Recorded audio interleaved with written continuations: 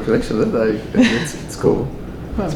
All right, guys, how are you? Waco and, of course, Suzanne Wong here with the incredible Jean-Christophe Babin, my dear friend, and the leader of this brand called Bulgari. Now, Jean-Christophe, I had the pleasure of joining you a couple of nights ago before the Basel Fair, which was wonderful. You know, it's just a fresh kind of like calm moment. But then I got very excited because you showed me what is now the world's thinnest automatic chronograph, a movement that's 3.3 mm in thickness and a watch that's 6.9 mm in thickness, using a peripheral rotor with a column wheel, and also put in this beautiful Octo Finissimo case. Why don't we talk about this watch first, and then maybe do kind of a retrospective also in terms of all the historical benchmarks you've set in the world of ultra thin. So perhaps let's start with that watch. Well, good morning first. Thank you. Good morning. And welcome to our Basel house. Thank you. Well, I mean, the whole idea was born a few years back when thinking about what a men's watch should be for Bulgari, being born a jeweler.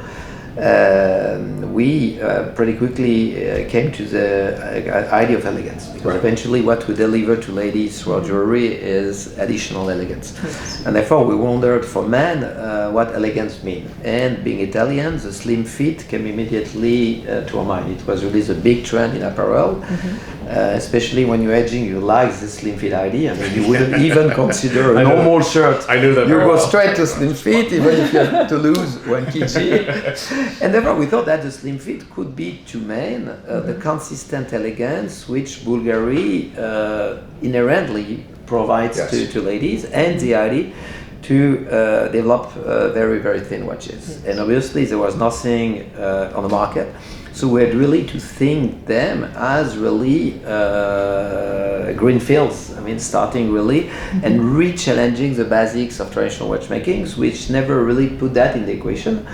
And being Roman, obviously, we wanted a very strong character, architectural watch. We didn't want, to compromise the elegance against the pedigree. So we wanted a strong pedigree on the one hand and a very slim fit on the other hand, which is a paradox. And we came to this Octo, which was born before 2012, and I'd say, the Octo should obviously be the vehicle of that ultimate contemporary masculine elegance. And we started then in 2014 with the first release. Which was immediately acclaimed because, never ever before had a manual winding tourbillon be so thin. And from there, we moved on, boldly going to minute repeater, which was even more stunning, which led us to something important for the identity, that is the dial with the same material of the case for acoustic reasons. That was amazing. I love that one. And this, drilled index dial, besides the minute repeater as a functionality, became also an additional identification factor for the Octo, as then the year after for the 3-hand watch, automatic, establishing a new record. We came indeed with that idea of not only being octagonal, not only being thin, but also being monochromatic.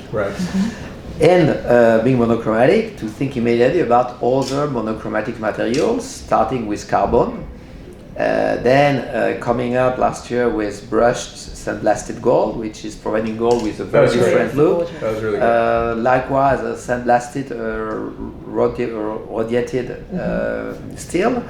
And eventually, to arrive this year, to entering a new market segment, because let's not forget that we've been spoken about watches, but Bulgari insofar had never really ventured in the chronograph market. Chronograph is a big market as well, very relevant market. We have one model, Velocissimo, but it's a more conventional, using a movement coming from El Primero. And how nice that was 50 years ago, and on the 50th anniversary of the El Primero, you've done this. And obviously the dream, because we live for dreams, that becomes for the 21st century what El Primero has been in the 20th century. That is an epochal chronograph, which, because of its construction, because of its dimension, will drive a totally new generation of chronograph from a purely aesthetic standpoint.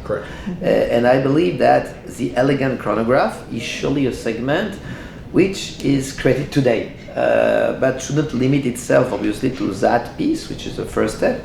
Obviously, as Bulgari, we have already in mind many developments, but might inspire also some other brands to venture into elegant chronographs, which could obviously create a dynamic on the Swiss watch market, which, as we know, is a bit sluggish over those last years. Actually, maybe we can talk about that before we move on to the rest of the watches. You and I had a very interesting conversation a couple of nights ago, and the luxury industry in general is doing very well. Yeah. But in some ways, the watch sector, if you look at it in totality, is kind of underperforming. Why do you think it is that some brands are doing great? I know you guys, from an awareness perspective and also from a growth perspective, are doing great, and some brands seem to have stagnated. Well, I think that clearly the other sectors of luxury have been accelerating, not only in terms of product creativity over the recent years, but also in terms of communication. So at 360 degrees, they are really embracing the younger consumer generation in a way which probably resonates better to them and makes their offer relevant, while maintaining, some fundamentals like authenticity, craftsmanship, which remain very, very important. The watch industry, for probably cultural reasons, it's often driven by pure watch players who are often Swiss 100%, has more been very much into leveraging the icons of the past, because let's not forget that in the 60s, 70s, the watch industry was, in terms of pioneering, leading luxury, so it was exactly creative, the other way around. Right. But then a bit, maybe for also lack of other businesses, sitting on some laurels, which are still profitable, iconic, extremely respectful, but not necessarily hooking and connecting with the fast-moving society environment. And of course, we have an advantage at Bulgari that we are Swiss when it comes to our engineering excellence, but we are Italian. We do jewelry, we do leather goods and accessories, we are in hotels, and surely for us, daring and pioneering is not, I would say, constrained by one country, one culture, and if I want to be provocative, one gender. Let's not forget that the Swiss industry is masculine. Yeah. I want to kind of put like a finger on that point, because there is a theory circulating based on a study done that women consumers have more crisis-resistant buying patterns, and actually their values are more in line with luxury than, say, male consumers. And if you look at the differences between like watchmaking, luxury watchmaking, and the other sort of luxury sectors, you can kind of pinpoint the differences between watchmaking as a particular sector by itself with the rest of the luxury industry in general. That, from the client standpoint, I fully agree, but if you think at a brand standpoint, the fact that Bulgari is a very feminine brand, 55% of our world executives are ladies, is also providing us with an intuitive sense for beauty, for aesthetics, which often in men is less developed, men being often a bit more rational and being conservative. And ladies are often more daring and more intuitive. And so I think in Bulgari we have this good balance in our watchmaking division. A lot of our ladies in product development, a lot of people in product development are ladies, even though Fabrizio is a man. But really the team is very, very balanced in terms of genders. Yeah, but I think you bring up a very interesting point. I think that one of the wonderful things about Bulgari is that it is outward looking. It is receptive to the world. And in one of the other fields, you have been an absolute pioneer, right? And that field is in hotels. Yeah. So the Bulgari Hotel to me was one of the very first hotel visions where it was not the traditional vision, it was a rupture from the traditional vision. If you think about the old five-star hotel, you have to go with a jacket and a tie, and in some ways you have to impress the concierge, impress the doorman. It's the reverse. The Bulgari is about soft luxury, and it's about discreet luxury and about comfort at the very highest level. It's feeling good while obviously being sophisticated, refined, 360, but feeling good from the way we dress our staff. Exactly. And the way they will interact with you, which is familiar, but at a certain point keeping the proper distance to the client, but very familiar and bespoke. So for example, if you're in the Bulgari in London or wherever in Milan, you can go to have the best quality food in the most beautiful environment, but you can dress in sort of a cashmere hoodie or some really cool sneakers, and you can be perfect. You don't have to be trussed up, you don't have to be uncomfortable. So then you think about, okay, this guy, what kind of watch is he wearing, right? So he's not wearing your traditional old-fashioned watch. made in sort of a traditional material, luxury material.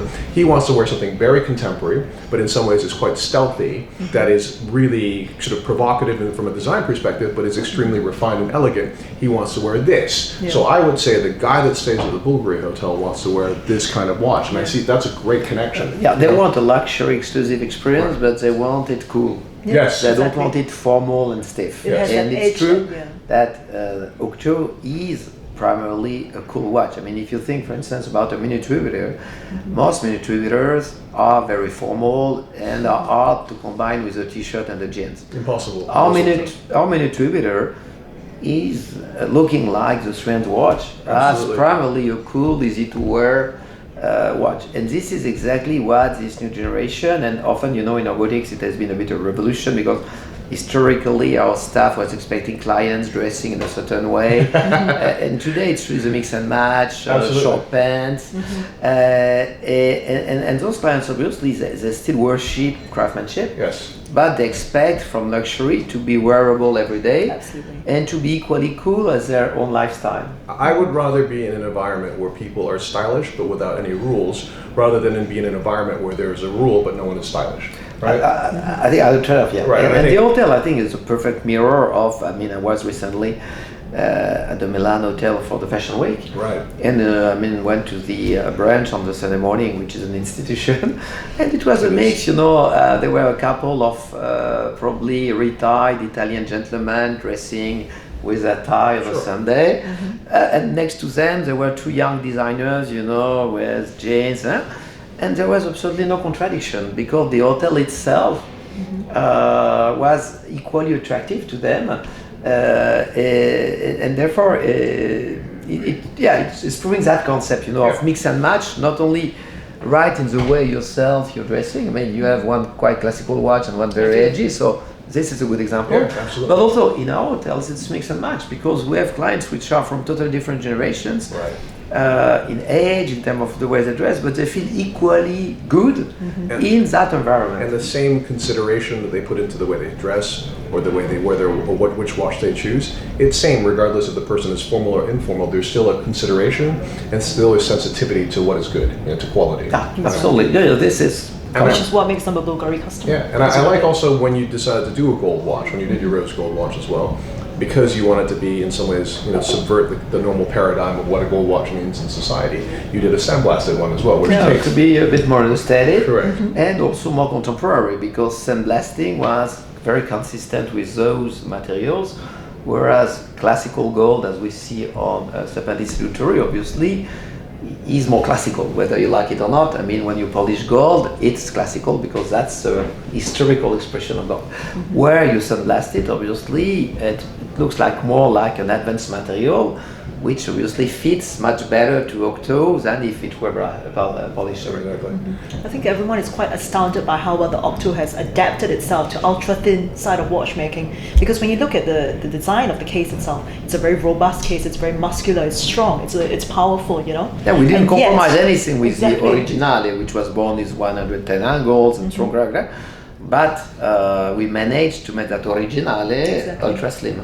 And that's what you mean about the versatility. You know, when it first came out in Absolutely. 2012 with the Solo Tempo, and which is now what we see in front of us, which is just amazing. And then from that, if you look then into the higher end, based on that success, we decided that also the grand complications, I mean the Grand Sonnery Perpetual Calendar, we are celebrating the 25 years this year. If you look downstairs, the piece is extremely advanced in terms of design. It's not any longer the classical Grand Sonnery, which is paying a tribute to the 19th century. No.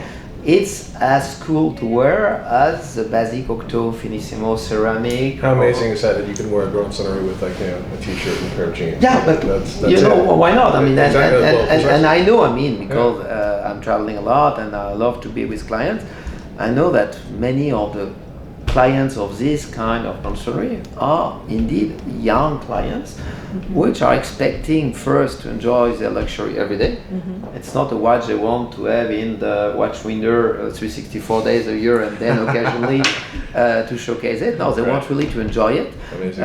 And at the same time, they don't want that the watch will dictate the styling. Exactly.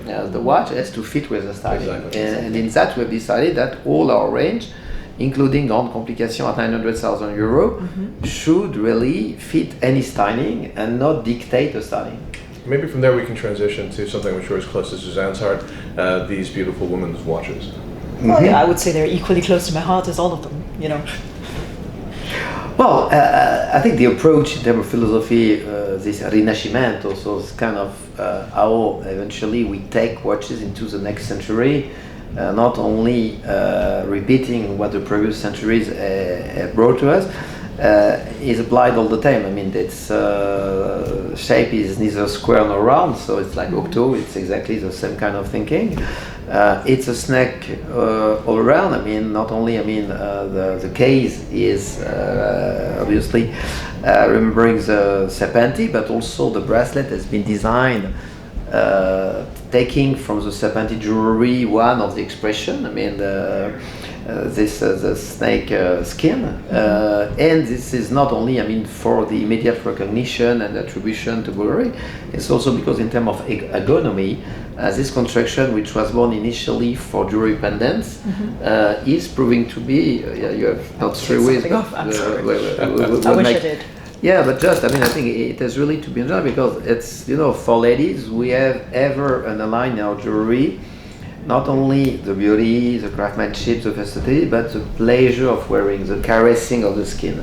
And this structure of the new Serpenti jewelry is to that point really a bracelet which is meant to caress your skin. So it's also sensorial pleasure. And it's a construction which has been also thought to become a very versatile feminization platform. So that's all the advantage of creating ex nihilo a ladies watch only and not a watch which comes from a gentleman.